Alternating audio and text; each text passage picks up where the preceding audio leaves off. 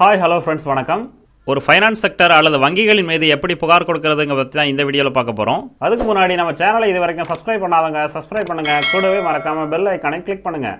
Banking ombudsman. இன்னைக்கு டேட்ல எல்லாருமே பேங்க்ல அக்கௌண்ட் வச்சிருக்கிறோம். ஸோ ஒரு பேங்க் கஸ்டமருக்கு பேங்கிங் செக்டர்னால எந்த ஒரு பிரச்சனை வந்தாலும் அதை ஸ்பீடாகவும் ஃப்ரீயாகவும் கிளியர் பண்றதுக்காக ரிசர்வ் பேங்க் ஆஃப் இந்தியானால 1995ல லான்ச் பண்ண ஸ்கீம் தான் இந்த பேங்கிங் ஓபர்ட்ஸ்மேன். இது எந்த செக்ஷன்ல வருதுன்னு பாத்தீங்கன்னா 35A banking regulation act 1949 reserve bank of India. இப்ப ரன்னிங்ல இருக்கிறது பேங்கிங் ஓபர்ட்ஸ்மேன் ஸ்கீம் 2006. இது ரீசென்ட்லி ஜூலை 1, 2017ல அமெண்ட்மெண்ட் பண்ணாங்க. அடுத்து இந்த பேங்கிங் ஓபர்ட்ஸ்மேன் அப்படின்னா யாருன்னு பார்க்கலாம். ரிசர்வ் பேங்க் ஆஃப் இந்தியானால நியமிக்கப்படுற சீனியர் மோஸ்ட் ஆபீசர்ஸ் தான் இந்த பேங்கிங் ஓபர்ட்ஸ்மேன். பேங்க் செக்டர்னால கஸ்டமர்களுக்கு வர்ற பிரச்சனையை தீர்த்து வைக்கிறது தான் இவங்களோட வேலை.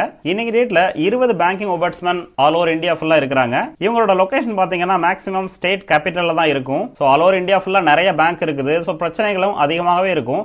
20 ஓபர்ட்ஸ்மேன் இந்த பிரச்சனைகளுக்கு போதுமா அப்படின்னு பார்த்தா கண்டிப்பா போதுங்க. ஏன்னா எந்த ஒரு பிரச்சனைக்கும் நீங்க டைரக்டா ஓபர்ட்ஸ்மேனை அணுக முடியாது. ஃபர்ஸ்ட் அந்த பேங்க் மேனேஜர் இல்ல அவங்களோட ஹையர் அபிஷியல்ட்ட நீங்க ப்ராப்பரா எழுத்துப்பூர்வமா கம்ப்ளைண்ட் பண்ணணும். உங்க கம்ப்ளைண்ட்டுக்கு ஒரு மாசத்துக்குள்ள, அதாவது 30 நாளைக்குள்ள ப்ராப்பரான ரெஸ்பான்ஸ் பதில் கொடுக்கல, இல்ல அவங்க கொடுத்த பதில்ல உங்களுக்கு சாட்டிஸ்ஃபைடு இல்ல, அந்த பட்சத்துல நீங்க தாராளமா ஓபர்ட்ஸ்மேனுக்கு கம்ப்ளைண்ட் பண்ணலாம். அடுத்து என்னென்ன பேங்க்ஸ் இவங்க கவர் பண்ணுவாங்கன்னு பார்க்கலாம். Commercial bank, regional rural bank, scheduled primary cooperative bank. இந்த பேங்க்ல கஸ்டமருக்கு எந்த ஒரு பிரச்சனைனாலும் இவங்க அதை கிளியர் பண்ணுவாங்க. அடுத்து பேங்கிங் செக்டர்னால நடக்கிற என்னென்ன பிரச்சனைக்கு நீங்க இந்த ஓபர்ட்ஸ்மேன் அணுகலாம்னு பார்க்கலாம். First account opening. ஒரு பேங்க்ல நீங்க அக்கௌண்ட் ஓபன் பண்ண போறீங்க. உங்ககிட்ட எல்லா ரிக்வயர்ட் டாக்குமெண்ட்ஸும் இருக்குது. எல்லா டாக்குமெண்ட்ஸும் இருந்தும் காரணமே இல்லாம உங்களுக்கு அக்கௌண்ட் ஓபன் பண்றதுக்கு டிலே பண்ணாங்கன்னா நீங்க தாராளமா நீங்க ஓபர்ட்ஸ்மேன் ஸ்கீம்ல கம்ப்ளைண்ட் பண்ணலாம். அடுத்து நீங்க ஒரு செக்கோ இல்ல டிமாண்ட் டிராஃப்டோ யாருக்காவது இஷ்யூ பண்றீங்க.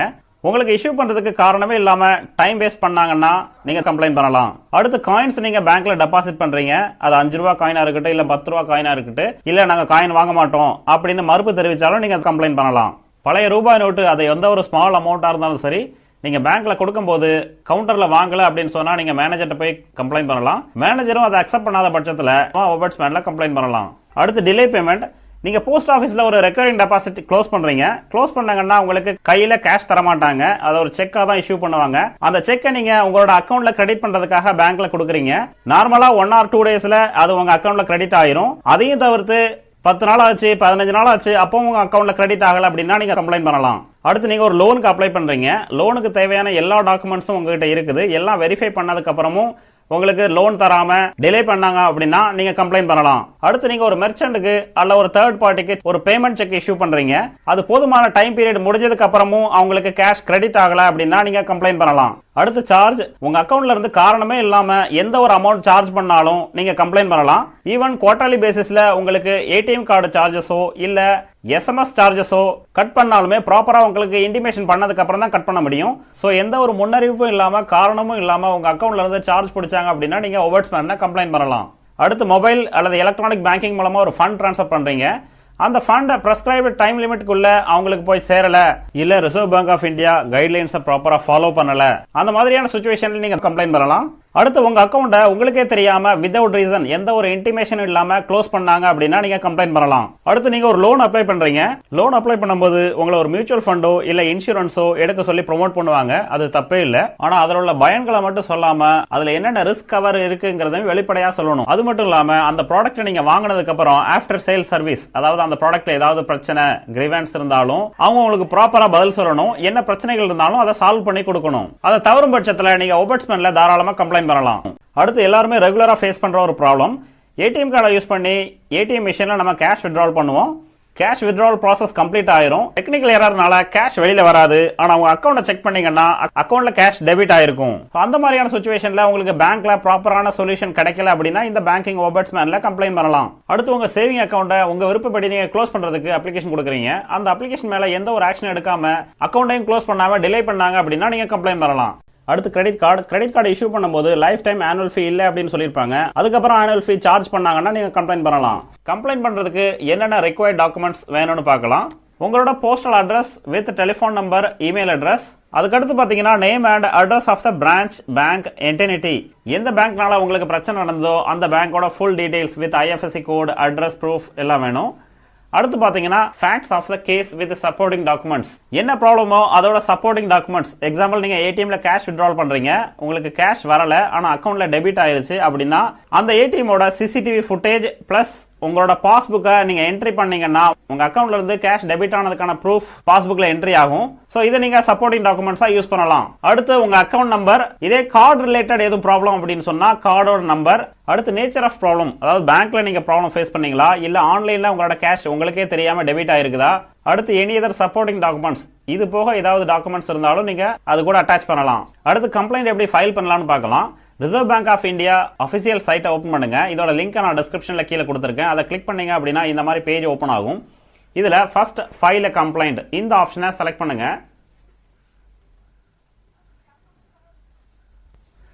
செலக்ட் பண்ணீங்கன்னா இந்த மாதிரி பேஜ் ஓப்பன் ஆகும். File complaint with ombudsman against an eligible regulated entity, type of entity. இதுல செலக்ட் பண்ணீங்க அப்படின்னா 3 ஆப்ஷன் வரும். ஃபர்ஸ்ட் பேங்க், எல்லா கமர்ஷியல் பேங்க், ரூரல் பேங்க் எல்லாமே பேங்க் கேட்டகரியில வரும். அடுத்து பாத்தீங்கன்னா நான் பேங்கிங் ஃபைனான்சியல் கம்பெனி, ஒரு கார்பரேஷன் ஃபைனான்ஸ் செக்டர் எல்லாமே இந்த நான் பேங்கிங் ஃபைனான்சியல் கேட்டகரியில வரும். அதுக்கு கீழே பாத்தீங்கன்னா system participant, wallet related problem எல்லாமே இந்த சிஸ்டம் பார்ட்டிசிபென்ட்ல தான் வரும். சோ நான் இதுல பேங்க் செலக்ட் பண்றேன். Mobile number of the complaint, உங்களோட மொபைல் நம்பர் என்டர் பண்ணுங்க. கீழே பாத்தீங்கன்னா area of operation of BO, உங்க பிரான்ச் ஆபீஸ் எந்த ஏரியாவோ அந்த ஏரியா இதுல செலக்ட் பண்ணுங்க. நான் இதுல சென்னை செலக்ட் பண்றேன். அடுத்து ஸ்டேட், உங்களோட ஸ்டேட்டை செலக்ட் பண்ணிக்கங்க. அடுத்து டிஸ்ட்ரிக்ட், அது கீழே பேங்க் நேம், அது கீழே பார்த்தீங்கன்னா is complaint related to credit card. என்னோட கிரெடிட் கார்டு கம்ப்ளைண்ட் இல்லை, அதனால நான் நோ கொடுக்குறேன். அது கீழே பார்த்தீங்கன்னா பேங்க் கேட்டகரி நேஷனலைஸ்டு பேங்க், அது கீழே பேங்க் பிரான்ச் நேம், இதை நீங்கள் செலக்ட் பண்ணிக்கோங்க. உங்களோட நேம், உங்களோட இமெயில் அட்ரஸ் கொடுத்ததுக்கப்புறம் நெக்ஸ்ட் பட்டனை கிளிக் பண்ணுங்க. இந்த மாதிரி பேஜ் ஓப்பன் ஆகும். Is complaint sub judice under arbitration. இதுக்கு என்ன மீனிங் பாத்தீங்கன்னா உங்களோட கம்ப்ளைண்ட்டுக்கும் பேங்க்குக்கும் நடுவில் ஏதாவது மீடியேட்டர், அதாவது அட்வொகேட் நியமிக்க விரும்புறீங்களா அந்த மாதிரியான ஆப்ஷன் வரும். இதுல நீங்க எஸ் கொடுத்தீங்கன்னா உங்க கம்ப்ளைண்ட் எடுக்காது, ஆட்டோமேட்டிக்கா நீங்க நோ தான் கொடுக்கணும். ஸோ நோ கொடுத்துட்டு அது கீழே பார்த்தீங்கன்னா have you made a written ஆப்ளிக் electronic complaint to the bank. இதில் நீங்கள் எஸ் கொடுத்தா தான் அடுத்த ஆப்ஷனுக்கு போக முடியும். நோ கொடுத்தீங்கன்னா இதுக்கப்புறம் அடுத்த ஆப்ஷனுக்கு போக முடியாது. ஏன்னா நீங்க பேங்க்ல ரிட்டர்ன் அப்ளிகேஷன் கொடுத்து 30 நாளைக்குள்ள எந்த ஆக்ஷனும் எடுக்காத பட்சத்தில் தான் நீங்க ombudsmanல கம்ப்ளைண்ட் பண்ண முடியும். ஸோ நீங்க நோ கொடுத்தீங்கன்னா ஆட்டோமேட்டிக்கா கம்ப்ளைண்ட் எடுக்காது.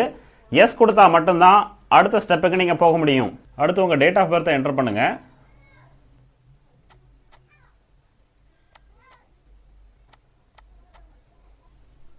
கம்ப்ளைண்ட் கேட்டகரி, இதில் என்ன இஷ்யூ, உங்களுக்கு ஏடிஎம் கார்டு டெபிட் கார்டு இஷ்யூனா இதை செலக்ட் பண்ணுங்க.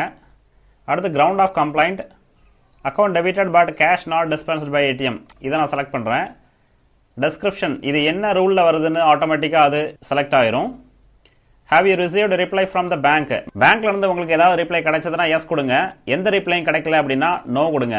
இதுக்கப்புறம் நெக்ஸ்ட் பட்டனை கிளிக் பண்ணீங்கன்னா உங்க கம்ப்ளைண்ட் லாட்ஜ் ஆகும். கூடவே ஒரு ட்ராக்கிங் நம்பரும் கிடைக்கும்.